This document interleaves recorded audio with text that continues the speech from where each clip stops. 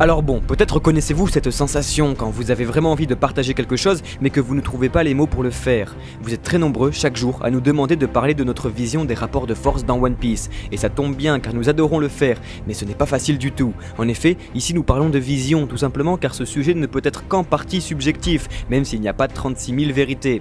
Car oui, qu'on le veuille ou non, dans One Piece les rapports de force sont certes pas très explicites, mais on ne peut nier certaines différences majeures entre des personnages.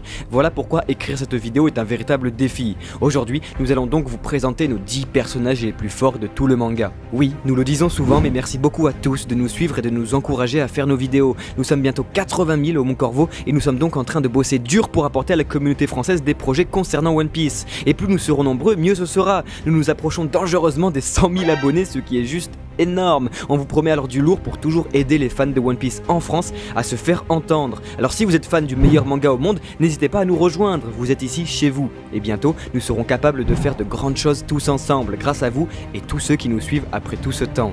Mais alors, qui est plus fort que qui Nous allons répondre à cette question dans cette vidéo. Vous êtes prêts? C'est parti!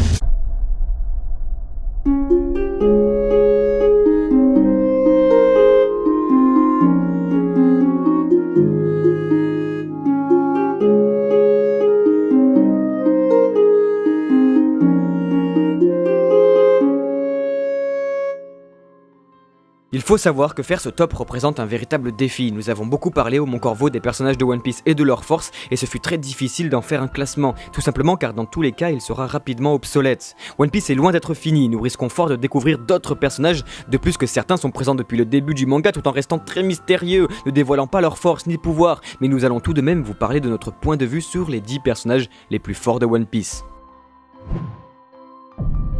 On commence très fort avec Marco le Phénix, le second de l'équipage de l'homme le plus fort du monde, rien que ça. Nous ne l'avons pas beaucoup vu à l'œuvre, mais le peu que nous avons pu observer suffit largement à le placer dans les meilleurs personnages du manga. Ridiculisant les 3 amiraux à Marineford, Marco nous a prouvé qu'il était un des pirates les plus forts du monde. C'est d'ailleurs le Gorosei lui-même qui affirme que seules quelques personnes au monde peuvent vaincre Barbe Noire, et que Marco en fait partie.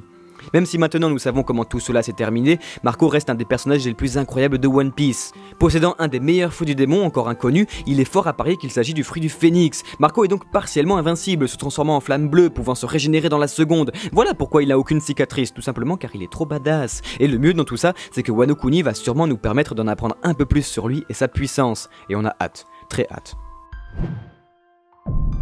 Voici l'exemple parfait de la complexité à établir un classement, car que faire de Monkey D. Dragon? Tout le monde le sait, cet homme est la personne la plus recherchée au monde, et après toutes ces années, il reste inaccessible, devenant à lui tout seul la personnification du vent, et ce n'est pas rien de le dire. Avec le temps, Dragon a été assimilé au vent, à la tempête, à l'orage, au ciel, à la météo. Possède-t-il un fruit du démon? Est-ce son acquis surpuissant, une arme antique? Les fans de One Piece n'arrêtent pas de se poser ces questions, et cela prouve que sa place dans ce classement est donc légitime. Mais est-il fort pour autant? Car ici tout reste que pure spéculation. Vous allez donc vite vous rendre compte que la force d'un personnage n'est pas seulement déterminée par ses capacités physiques. Étant le chef de l'armée révolutionnaire, il faut être un homme incroyablement fort, sachant maîtriser autant l'épée que la plume, se cachant, patientant dans l'ombre et attaquant quand il le faut. Monkey D. Dragon est un exemple parfait d'intelligence et de patience. Voilà pourquoi il mérite sa place dans ce classement. Et de toute façon, vous savez quoi? Nous n'avons encore rien vu de lui, et tous ceux qui pensent qu'il a été battu par Barbe Noire se fourrent le doigt dans l'œil. Car même en partant du postulat que le papa de Luffy est minable en combat, son intelligence et ses connaissances suffisent à le hisser au sommet, non pas de la piraterie, mais de l'humanité. Ah, nous arrivons à quelqu'un de très intéressant, mais aussi très mystérieux, oui, encore une fois. Le plus grand épéiste du monde, entraîneur de Zoro, Shichibukai possédant un des 12 Seijo Owasamono, l'homme aux yeux de faucon, le grand et unique Dracul Mihawk. Malgré ses rares présences dans le manga, nous en savons déjà un peu plus sur sa puissance. Il est le tout premier corsaire à faire son apparition dans le manga, ridiculisant le second personnage le plus important de One Piece. À cet instant, tout le monde avait pu observer la volonté d'Eiichiro Oda à présenter un écart monstrueux de puissance entre les deux épéistes. Mais c'est durant l'arc de Marineford que, comme beaucoup d'autres personnages, nous allons pouvoir avoir le droit à une démonstration de force. Oui, Mihawk est totalement monstrueux, coupant une vague géante sans aucun effort, tentant d'attaquer Barbe Blanche directement sans aucune pression, tout ça sans bouger de sa position. Mais là où la vraie puissance de Mihawk se fait ressentir est dans sa capacité à comprendre la situation qui l'entoure. En effet, il est le premier à nous faire part explicitement du pouvoir émanant de Luffy. Ses yeux perçants permettent au lecteur d'en apprendre plus sur le monde de One Piece. C'est simple, même si les cas de Weeble et Doffy sont un peu à part, absolument tous les Shichibukai sont maintenant en dessous de Luffy en termes de puissance, sauf un, Mihawk. Si le mangaka a décidé de faire entrer la géopolitique de son manga dans une nouvelle ère en destituant les Shichibukai via le discours de Fujitora sans même avoir présenté Mihawk, ce n'est pas pour rien. Nous pensons sincèrement au Mon Corvo que Mihawk est d'un tout autre niveau et qu'il a décidé d'être Shichibukai juste pour être tranquillou. Et le plus dur dans tout ça, c'est qu'il va sûrement falloir attendre sa nouvelle rencontre avec Zoro pour nous en apercevoir. Nous restons dans les épéistes avec un des personnages les plus mystiques du manga. Bien que maintenant âgé, Silver Riley reste un des personnages les plus forts de One Piece. À l'instar du numéro 2 de ce classement, le Seigneur des Ténèbres fait partie de l'ancienne ère de la piraterie.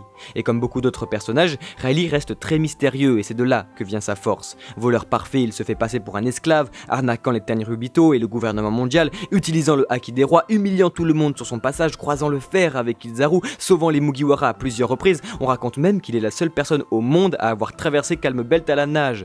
Rien que ça. Mais là où il devient très intéressant, c'est qu'il est le maître du héros principal, lui apprenant les fondamentaux du haki et bien plus. De toute façon, Riley c'est un peu le Zoro de Roger et on imagine très bien Zoro devenir un monstre de puissance à la fin de son aventure. Donc, il est légitime de se demander à quel point Riley devait être puissant durant sa jeunesse et c'est pourquoi il mérite largement sa place dans notre top. Big Mom.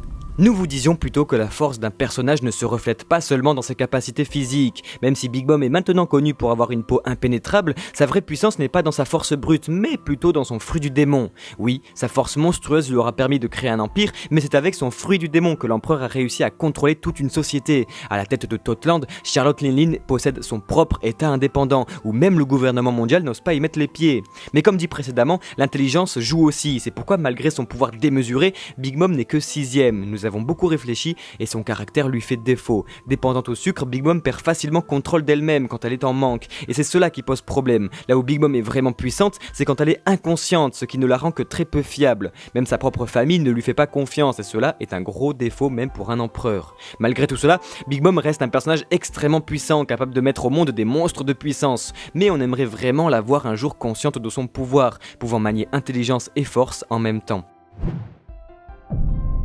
Alors là, nous arrivons sur un terrain inconnu, et donc vous allez nous dire pourquoi Shanks est-il positionné 5ème des plus forts personnages de One Piece. Eh ben, je vais vous le dire. Shanks, c'est le roux le plus connu de tout manga confondu, avec un seul bras il tient tête à l'homme le plus fort du monde. Son haki est si puissant que sa présence suffit à faire évanouir n'importe qui trop proche de lui et d'abîmer carrément la matière. Certains pensent même qu'il a mangé le fruit du démon du charisme. Il est celui qui arrive tranquillou à la plus grande guerre du manga pour dire à tout le monde de se calmer. À chaque apparition, il fait hurler la fanbase même si c'est seulement en page de couverture. Et surtout, oui, il est le champion des mèmes sur One Piece, mais genre vraiment vous pouvez aller vérifier, Shanks est partout sur Google. En fait si vous voulez, Shanks est destiné à faire quelque chose de très grand dans le manga, et c'est pour ça que nous pouvons le positionner aussi haut dans notre top sans avoir la moindre preuve directe de sa force, car nous avons tout simplement rien vu de notre Akagami. Il nous réserve beaucoup de surprises, vous allez voir. Akainu. Oula, je sens que ça va hurler, Akainu devant Shanks. Nous avons aussi beaucoup hésité à la place d'Akainu dans ce top, car bien sûr qu'il fait partie des personnages qui rentrent dans notre classement sans aucune hésitation, mais où exactement? Voilà la question.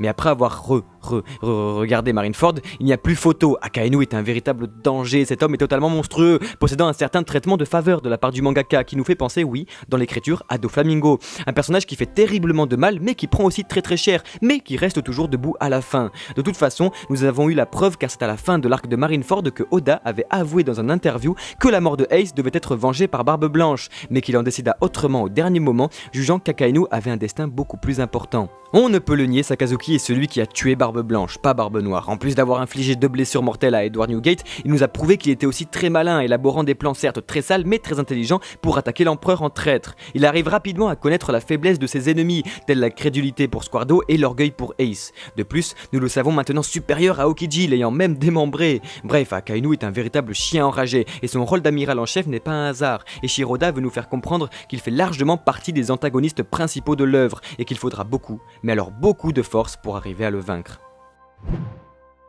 Kaido. Nous entrons dans le podium et c'est ici que la vidéo va prendre une autre tournure, tout simplement car faire ce podium était la chose la plus difficile au monde. On se le dit tout de suite, le numéro 2 est Barbe Blanche et le numéro 1 est Barbe Noire, voilà, tout le monde le savait depuis le début, mais c'est pas ce qui est le plus important c'est pourquoi Kaido 3ème et pas Barbe Blanche, et pourquoi Barbe Noire 1er alors que tout le monde sait que Barbe Blanche est l'homme le plus fort du monde, mais pourtant c'est bien Barbe Noire qui a tué Barbe Blanche, sauf que Kaido est la créature la plus forte du monde. Alors qui est le plus fort, la créature ou l'homme? Et d'abord on disait pas il y a 2 secondes que celui qui avait tué Barbe Blanche c'était en fait Akainu. Pas facile hein. Alors voilà ce qui se se passe dans nos têtes. Nous avons décidé de positionner Kaido 3ème tout simplement car oui, il est présenté comme immortel et pas invincible. Kaido est présenté par le narrateur comme étant la créature la plus forte du monde, que rien n'a jamais pu tuer et que lui-même n'y arrive pas d'ailleurs. Mais malgré cela, nous le savons battable vu qu'il a déjà été capturé plusieurs fois. Pourtant, il est toujours là et pas Barbe Blanche. Barbe Blanche, lui, de son côté, nous a prouvé qu'il était l'homme le plus fort du monde, il n'y a aucun doute là-dessus, détruisant Marineford comme un château de sable, affrontant les 3 amiraux en même temps et même Barbe Noire. Sa force est donc largement dans sa puissance physique combinée à son fruit du démon qui lui permet de détruire le monde. Et ça, on en doute chez Kaido. L'ayant déjà vu alcoolique et lunatique, ce personnage ne serait pas capable d'autant de dégâts, surtout que la vieillesse est à prendre au sérieux dans One Piece. Peut-être avez-vous déjà joué à One Piece Unlimited World Raid, traitant de la vieillesse et de son effet sur le corps humain, et Shiroda, en supervisant le jeu, nous livre une véritable leçon de vie, dont Barbe Blanche reprend l'idée d'ailleurs à Marineford. Je suis l'homme le plus fort du monde, mais je ne pourrai pas l'être toute ma vie. Oui, la vieillesse est à prendre en compte, car imaginez alors la puissance de Barbe Blanche dans sa jeunesse. D'ailleurs, il n'y a qu'à écouter les fans qui vous diront que les deux seuls personnages capables d'être à l'origine des cicatrices de Kaido sont Barbe Blanche et Roger. Voilà pourquoi Kaido est derrière le grand Edward Newgate, car on nous a jamais dit à nous que le rival de Roger était Kaido, mais bien Barbe Blanche. Et d'ailleurs, en parlant de Roger, pourquoi il n'est pas dans ce top? Tout simplement car ce personnage n'est pas un véritable personnage du manga à proprement parler. Il est l'idée, la métaphore, le chemin à parcourir. Luffy ne le rencontrera jamais et c'est pourquoi le Seigneur des Pirates n'est pas comparable aux autres, tout simplement car il est au-dessus. Et à côté de ça, il y a Marshall D. Teach, au top du top. Beaucoup ne supportent pas ce personnage, ne comprenant pas pourquoi Oda l'a hissé au sommet de la piraterie, mais pourtant, Barbe Noire mérite largement d'être le premier de ce classement. Il est l'exemple parfait de comment réussir dans la piraterie. En gros, vous prenez un peu de tous les points positifs chez les autres personnages de ce classement, et voilà. Force, patience, intelligence, Barbe Noire est un maître. En plus d'être extrêmement puissant, ce personnage est très intéressant, apportant des leçons de vie dans le manga. Étrange pour un méchant. Ayant trompé la marine, le gouvernement et le monde entier, il est maintenant capitaine de la flotte la plus crainte du monde. De plus, il est la seule personne au monde à obtenir les pouvoirs de 2 fruits du démon. Fruits du démon, d'ailleurs, les plus puissants au monde. Bref, Teach est un personnage à part, et oui, on vous comprend, ce personnage est trop ambigu, car il y a quelques années, il n'aurait jamais mérité sa place, car son plan n'aurait jamais été dévoilé, ainsi que ses capacités physiques à part. De plus, que Barbe Blanche, dans sa jeunesse, est en parfaite santé, on n'aurait jamais eu de mal à le vaincre. Voilà pourquoi il est difficile de faire un top des plus forts personnages du manga sans que ce dernier soit terminé. Mais nous l'avons placé à la première place tout simplement car nous sommes sûrs que plus tard, Barbe Noire nous dévoilera une puissance monstrueuse, car il ne faut pas l'oublier, il a maintenant le pouvoir de détruire le monde, en plus de l'aspirer dans les ténèbres. Et voilà les amis pour notre vision de la puissance de One Piece. Alors oui, ce top est encore une fois totalement subjectif, et le plus important c'est d'apporter votre avis en commentaire. Écrivez-nous alors votre propre top. Nous prenons toujours un grand plaisir à débattre de tout cela au Mont Corvo. D'ailleurs, si vous voulez en parler avec d'autres personnes, venez en parler avec nous sur notre Discord, le lien est dans la description. Merci à tous d'avoir regardé cette vidéo jusqu'au bout, et merci beaucoup de nous suivre encore et toujours. On espère être à la hauteur de vos attentes. De notre côté, on se retrouve très vite pour une nouvelle vidéo au Mont Corvo, et d'ici là, prenez bien soin de vous. Ciao ciao.